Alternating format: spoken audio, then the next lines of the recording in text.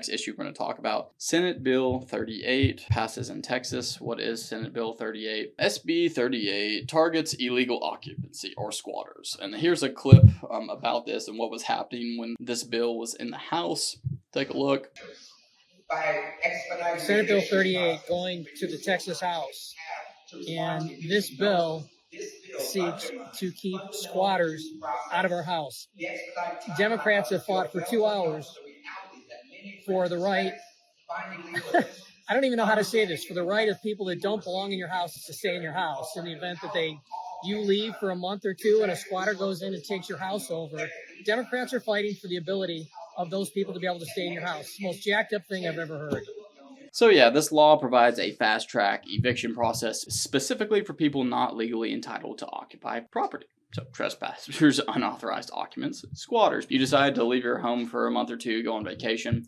Someone just moves in, they're a squatter. Effectively, what this law did, though, is change the procedural process for filing evictions and essentially increase the time frame for having a petition done. And it's sort of made it a lot more like Florida, and how Florida evictions have a summary proceeding. It essentially forces the court to take up these cases quicker than other cases, and it entitles the landlords to a final judgment without a hearing if the tenant doesn't post some sort of rent money into the court. Essentially, it prevents renters from arguing that they have a right. So in this case, squatters in Texas could just argue, send in a letter to the court and say, no, I have a right to be here. And then all of a sudden they get 2 or 3 extra months there. In this case, a verified sworn petition from the landlord could potentially entitle the landlord to a final judgment quickly without having a squatter lie and contest and be able to get 3 or 4 free months of living at a place that they had no legal right to be at in the first place. So that's essentially the gist of that. For the latest in case updates,